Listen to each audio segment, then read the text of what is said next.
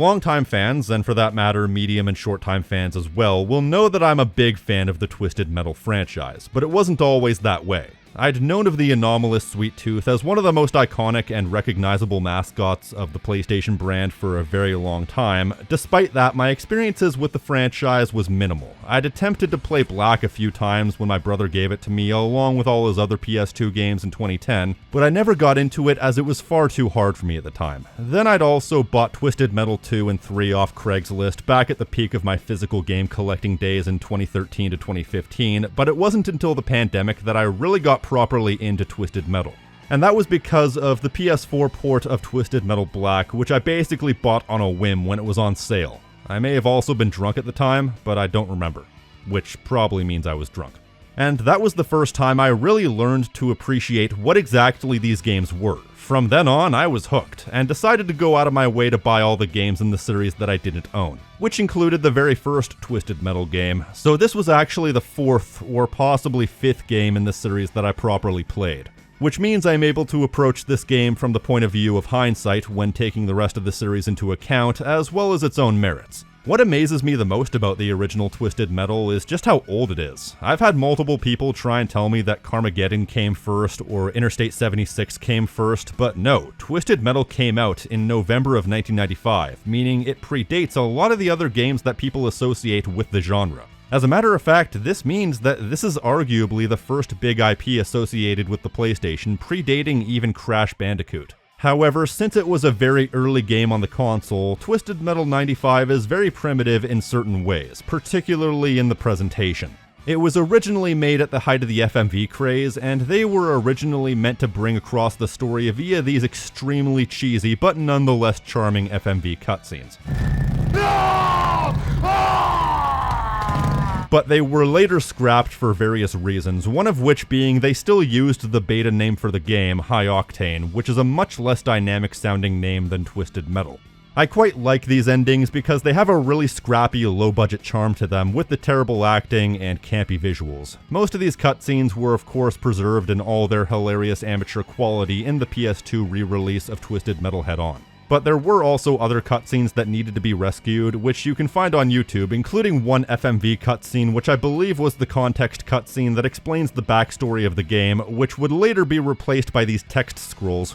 One of the 12 drivers in the contest will come to me at the end of the battle, and I shall grant to that one single individual whatever they ask for.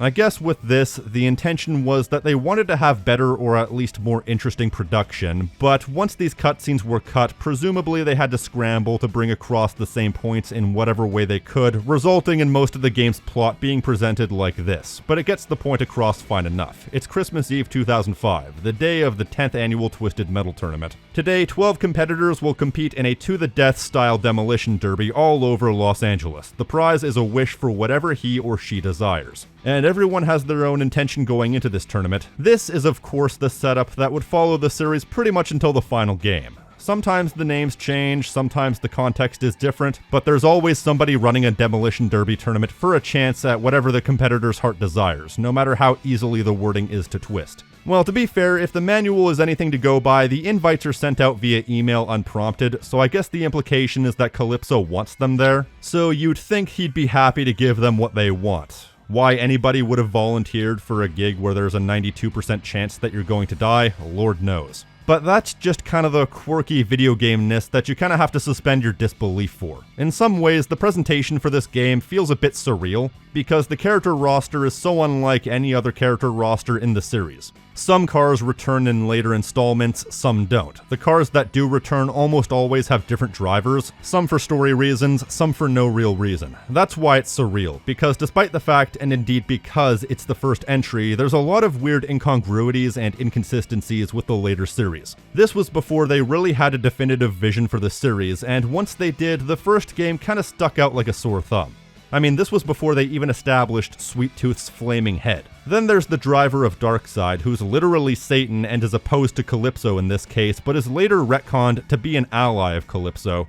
And he's also after the demon, Black, who gave Calypso his powers, whereas in later installments it's established that Satan himself is the one that gave Calypso his powers. But honestly, the presentation all around feels a bit scrappy and low budget. It feels sort of like it was adapted straight from an arcade game, as if it's trying to minimize the aspects between you and the raw gameplay. And given how they bring across the story combined with the insubstantiality of the other aspects, which I will get back to, it makes this game feel relatively bare bones, whether that was intentional or not, so you kind of have to grade this game on a bit of a curve when compared to the other games of the genre. It doesn't quite have the same amount of content as other games, so what is there needs to count all the more, and I think that despite being one of the earliest, if not the earliest example of this particular genre, it absolutely hits it out of the park when it comes to raw gameplay. To me, the fact that this game is all combat all the time is a good thing, because I've never really been into realistic racing games. There are a few non-realistic racing games I've gotten into in the past, but that's usually down to something unique they do that puts it above the rest of the genre. But a game that uses vehicles as a means to create fast-paced, exciting, over-the-top combat scenarios with explosive action and collateral damage aplenty? Shit, I'm in. It's a game that's kind of hard to talk about mechanics-wise because it's fairly self-explanatory. What you see is what you get. You drive around shooting shit and getting shot at you. You can probably tell just based off a glance if you'll enjoy this game. It's not attempting to be realistic whatsoever. This is arcade driving through and through, with tight turning and momentum and physics that would make Isaac Newton rip his hair out. It can be kind of bouncy at times, and the collision isn't an exact science at the best of times, what with this being an extremely early 3D game, resulting in one time when I got pinned between minion and a wall and had my entire health bar drained. It's also worth mentioning that there's a bit of a physics quirk hard-coded into the game, in that depending on which angle you're at, you can zoom out of a handbrake turn without losing any speed the moment you let go of the button. So it's definitely a tightly controlled and responsive game, but one that has absolutely no bearing on reality whatsoever, which is fine by me. Physics quirks aside, it's an incredibly fast, frantic affair that puts fun and excitement first and foremost. And despite definitely being more on the arcadey side of the spectrum, there's enough weight to the various vehicles that it still feels like you're actually occupying vehicles to a certain extent, as opposed to turbo-mounted RC cars like they could have very easily turned into. So they feel very satisfyingly smooth and weighty to control. Of course, that's not a universal one-size-fits-all statement. Each vehicle has different stats to fill various builds, and therefore each has a slightly unique feel and provides a slightly unique way to play the game that will probably appeal to different playstyles. Mr. Grimm, for example, has an incredibly powerful special attack, but has notoriously low health. So if you can stay out of the crosshairs of other enemies and shoot these lost souls with decent accuracy, you can dominate. Meanwhile, if you want a little bit more of a tank build, you can go for Hammerhead or Sweet Tooth, but there's no one specific optimal way to play the game. As long as you're halfway decent, pretty much anybody can beat this game on easy or medium with pretty much any character. Now, hard on the other hand is a different story, but they don't call it hard for no reason. And I must say, I appreciate that this game isn't as relentlessly difficult as a lot of games of this era. It's actually a fair challenge. And the game doesn't even try to be too judgy for playing it on easy if you really need to, unlike other games in the series I can mention. Though I will say, I do kind of wish that they would replenish your lives between levels, because it's not like you can't just exit out and put the code in to jump to that level, which will reset your lives. All this does is add a couple of steps of needless busy work before starting the next level, but I digress. If you're starting this game off, you would probably be compelled to play as Sweet Tooth given the fact that he's the star of the game, but I would personally recommend starting with Roadkill. He has good health and good speed. His handling is the only thing that suffers, but to me, his special is what sells him as a starter character. His special attack has a semi-auto tracking feature, which means you don't have to be super accurate. But it's also not so overpowered in its auto-tracking nature that they were forced to nerf him in any other way. Spectre has a special attack that auto-tracks, but that one auto-tracks to such a relentless degree that to balance out Spectre compared to the other characters, they had to give him extremely low health. They do a good job at balancing character effectiveness so that no one character is too powerful. For everything they give, they make sure to take something away. Statistically speaking, Darkseid is the worst character and Thumper is the best character, but statistics don't account for the various nuances that go into a specific playstyle. Thumper's special might be extremely powerful, but it's also extremely short range, so the power stat on the special doesn't really tell the whole story. Really, the best thing to do is sample every character before you pick a favorite. My general go-to would be Roadkill, but yours might be entirely different. Of course, though, the thing about this game that sells the experience to me is the weapon selection. But of course, this game has a bit of a strange one. Some weapons in the game would become mainstays in the rest of the series, but other weapons didn't make it past this game. Some were adapted in other ways, such as freeze missiles returning in Twisted Metal 2 as something you have to put in a button combination to activate, which utilizes an energy system that's not present in this game.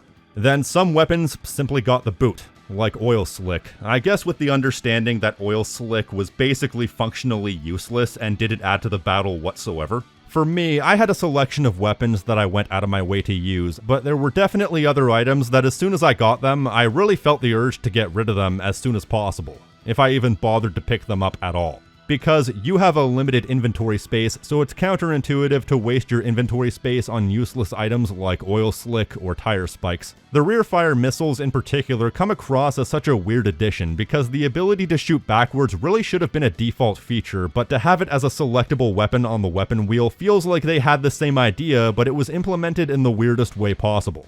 Now, don't get me wrong, the weapons that are reliable go-tos are fun to use and really pack a punch. Near enough the sole selection of weapons that made it to the next game and beyond are the 3 separate missiles that exist as sort of a spectrum of power to ease of use. The power missile that doesn't auto-track at all, so it's a bit hard to nail someone with it, but if you do, it's definitely worth the effort. Then the fire missile, which semi-auto tracks and is less powerful, making it a good all-rounder and is generally the weapon that you'll be using the most in this game, as well as the rest of the series. And finally, the homing missile, which isn't powerful but is almost a guaranteed hit. Though to me, it's strange seeing a Twisted Metal game without so many of the weapons that would come to be synonymous with the series. Considering there was no litmus test for what weapons were good ideas in a game like this, there was some experimentation for sure. But it's still strange to have things like Ricochet or Napalm not be included. It's not something I hold against Twisted Metal 95, it's just worth mentioning. But even if you're caught in a pinch, this game has 2 features which bridges the gap between the main weapon pickups, meaning you're never not able to defend yourself. First of all are the machine guns. Every vehicle has machine guns by default. They're not extremely powerful, but they have unlimited ammo and are only affected by weapon cooldown, so it's a good additional aspect of your offensive arsenal that bridges the gap if you need it. And it's also an additional element on top of the more powerful weapons. But the cooldown means that it's not completely and endlessly reliable, so you have to think about when to use them, as opposed to just holding down the button forever. It's a balancing act for sure, but I think they balanced it fairly well. It's useful, but not too useful, and the other addition is the special attack. You're not always going to have decent weapons at your disposal, so they gave each character a specific special attack unique to them. And this is an attack that automatically regenerates over time. To me, this is something that a game like this absolutely needs, but it's also not something that's necessarily an obvious idea, so I'm glad that it's something that they came up with from the very first game. It means that even if there are no weapon pickups in your immediate vicinity, you'll always have something uniquely powerful just around the hypothetical corner. It's a genius bit of design because it means that you have 3 tiers of weapons. You have the ones that you can find, the one you get automatically, and the one you always have. So you always have something up your sleeve keeping you in the fight 100% of the time. So there's no dead space. You're never caught completely defenseless. And hey, when all else fails, a head-on collision has your back. On the topic of things that eliminate the dead space in the action, one thing that really struck me about this game when compared to the later entries in the series is that they went out of their way to have hazards that went beyond the other drivers. You have various different types of pedestrians that will react to you differently. As a matter of fact, the manual goes into detail about each variety of pedestrian, some of which will attack you. I like this addition because it means that no matter where you go, you can't rest on your laurels. You need to be on your toes 24/7. I have a sneaking suspicion that this aspect was probably inspired by the game Quarantine from 1994. In fact, while many people might mistakenly say that Twisted Metal was inspired by games that came out later, because Quarantine came out sometime in 1994, I can't find a specific date, I could actually see this as a relative inspiration. That was a game that was primarily a taxi game, but also featured a very heavy action component, so there's something to be said about that. Twisted Metal 1 even has a first-person mode that I never used, only furthering my suspicion. So as far as the pedestrians go, even if you're running away, you might come across a few of these guys, and even just a slight bit of damage can be the difference maker. But they're inconsequential enough that as long as you keep moving, they won't get in the way too much. This is in contrast with the later games, especially Twisted Metal 4, wherein if you were in a bigger level and there was nobody around, you could comfortably stop your car, sit back in your chair, and take a sip of coffee. I can see these pedestrians being annoying to some because it could possibly come across as a bit of an interruption while you're trying to collect yourself in the middle of a tactical retreat, but to me, preventing the pace from dropping is imperative. Something they clearly went out of their way to do. I think what it all comes down to is that Twisted Metal 95 really does attempt to minimalize dead space in the action in every possible way. Because having lulls in the action so severe that you could literally stop playing the game kills the experience in a pure arcade game like Twisted Metal. It all contributes to this game having an absolute frenetic pace. Pacing in gaming is taken on a bit of a case-by-case basis. Things like horror games benefit from having a more deliberate, methodical pace, and then there are games with heavy emphasis on story. In that case, you need to have downtime in order to let the story breathe and allow players to absorb what's happening, getting them immersed in the emotion. But games that are essentially pure mechanical experiences like this, and for example fighting games, need to be all action all the time, because there's nothing for the game to stand on if you let up on the gas. This is something that Twisted Metal 95 absolutely nails. There is nothing between you and the action. So it's always a fun, exciting time from start to finish. But with games like this, you also need to cut straight to the point, because if you go past an hour or two, then you risk the primary gameplay loop becoming tiresome and repetitive. So 6 levels was a good choice. They probably could have gone an extra level or two, but each playthrough will last you roughly 30 to 50 minutes, maybe up to an hour depending on how good you are. And I think that's perfect. It means that this game has absolutely no fat whatsoever. Each playthrough is over quickly enough that you don't have the chance to get tired of it, but each character plays subtly different enough that it incentivizes replayability.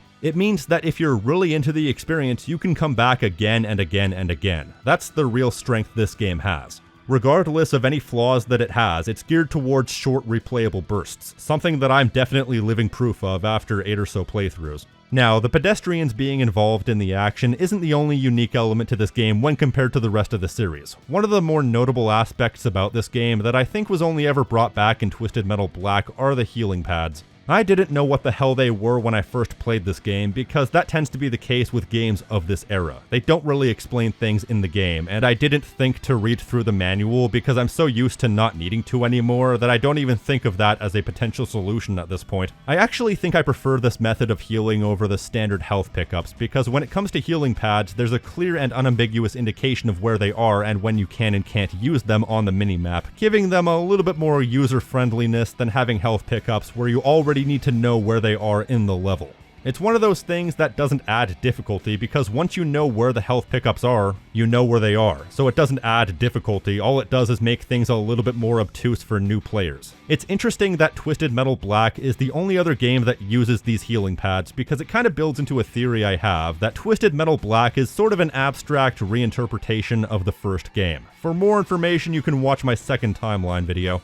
Now, seeing as there are only 6 levels in the game, as I said, a lack of content certainly is something that someone could level as a criticism at this game if you're less forgiving than me. But to me, it's fine as long as the levels that are there are fun, and thankfully they mostly are.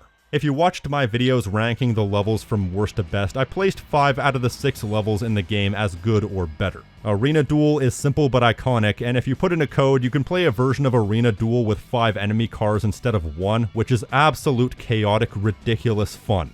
Then you have the likes of River Park Rumble or Freeway Free-for-All. Each is extremely enjoyable for their own reasons. River Park Rumble is 2 halves of a downtown area split by a middle area. It's a design built around tactically retreating, but with enough enemies that no matter where you run, you're bound to run into someone. Or Freeway Free-for-All, which is a very narrow series of roads that ensures you'll find danger in every direction. But the cream of the crop for me is definitely rooftop combat. I'm always a fan of rooftop levels in these games because it adds a feeling of imminent danger knowing that you're surrounded by instant death wherever you look. It sprinkles everything you do with a bit of adrenaline as you move to avoid attacks while not putting yourself in the line of fire, and there's multiple levels of buildings to land on and ramp between, which can easily be ballsed up, resulting in a loss of life, and you'll need all the help you can get for the minion boss fight at the end of the level. But your enemies aren't immune to pitfalls either, and it's always funny to see the destroyed car's counter tick up randomly because Captain Dumbass miscalculated the distance between him and the next building over and is now a moderately large smear on the pavement below. With that said, there are a few dud levels. Warehouse District Warfare is fine, but completely forgettable.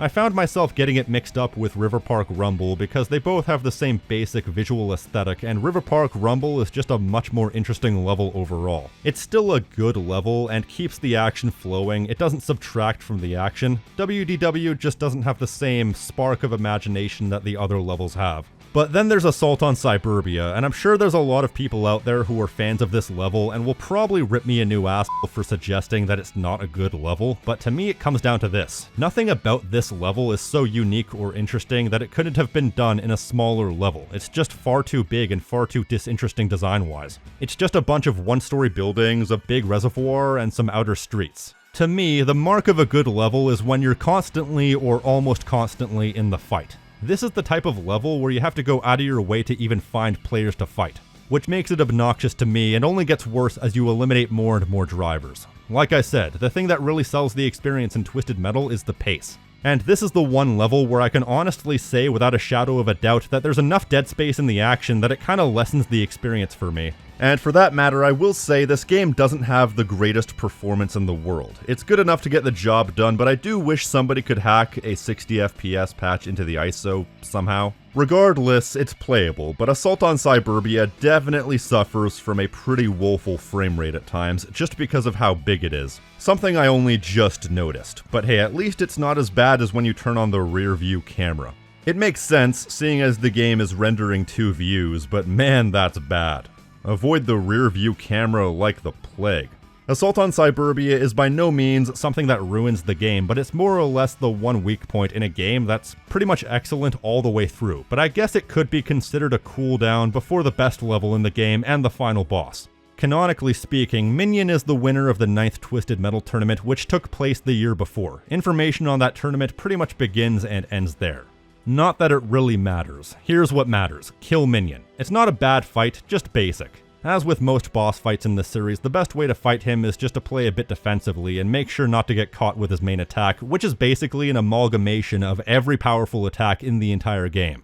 But as long as you have all your lives and you've broken the glass pyramid and opened the way to the healing pad, it should be fairly easy to brute force this fight. And if not, I found there's actually a way to trick Minion into falling off the ledge. If you hit him in midair while he's crossing this gap, he'll fall down. It'll only do a small chunk of damage, which is unfair, but if you're really stinking bad at this game, it's a way to cheese the fight, if slowly. Then from there, you get your character-specific ending. Generally, I think the endings in this game are on the weaker side for the series, if nothing else, because of the lack of visual aid. But also, a few too many of them go off without a hitch. Part of the fun of Twisted Metal endings is seeing the ways Calypso twists the wish for the person in question. But I guess he wasn't feeling particularly vindictive in this game, and besides, that's me holding this game to a standard only found in later games. There are a few good endings, such as Sweet Tooth's ending with Crazy Harold, which is a great bit of character work, that Sweet Tooth would go through an entire Demolition Derby tournament of death just to get a lunch sack, or Outlaw's ending where he's sent into space, which is actually the canonical ending to the game and pretty much the only connecting tissue between the first and second game. But generally speaking, the reward for beating the game as any character really isn't worth it, so you definitely need to be in it for the journey as opposed to the destination, which thankfully I am. So that all still begs the question, does Twisted Metal 1995 still hold up? To me, that question can be answered with a resounding absolutely. Obviously, the presentation doesn't hold up so well, there's a relative lack of content, and the game comes across as almost anachronistic in the grand scope of the series, but what it comes down to for me is that it's simply a fun game. In terms of miles per gallon, it's potentially the most enjoyable game in the series. The gameplay engine just absolutely nails the feeling needed for this sort of car combat game, and the relentless pace and short playtime leads to an incredibly fun experience all the way through. This is the sort of game that I could pick up and play anytime. It's definitely a popcorn game, it's not a deep experience, you know exactly what you're getting into. But it knows exactly what it wants to do and pulls it off excellently, with fluid controls, a good sense of weight, and impactful combat. If you can get past the, shall we say, less than stellar graphics, it's definitely worth a playthrough or two. It's pure, uncomplicated fun through and through. So, I hope you enjoyed this little analysis of Twisted Metal. If you'll indulge me for a minute, I'd like to say a few words. So this is definitely a departure from my usual content. I will fully admit that my entire channel up until now has been built upon the idea of always making sure that a video has a reason to exist. Analysis for analysis' sake wasn't something that really interested me, which is why I've made more editorialized content up until now. But I came to realize that it's a bit unreasonable to have every single video you ever make have some sort of grand overarching theme, and I feel like I was missing a bit of an opportunity to be able to critically analyze games I often discussed aspects of. So I do plan on doing more of these videos in the future, definitely as a bridging point between my more topic-based videos. Admittedly, I'm a little bit rusty on the whole analytical front, but we'll see how things go as we move along. If you like what I do here, do be sure to like this video, leave a comment telling me what you think, subscribe, and hit the notification icon so you're always up to date on what I'm doing. Trust me, I know for a fact that YouTube's not been putting my videos in people's subscription boxes, so there's a chance you may have missed some videos of mine, so if you don't hit the notification icon, you might miss what I do. If you want to support the channel in a more direct way, you can donate to my Patreon for unique perks and rewards, including Discord benefits, early access, and exclusive content like these fine folks right here.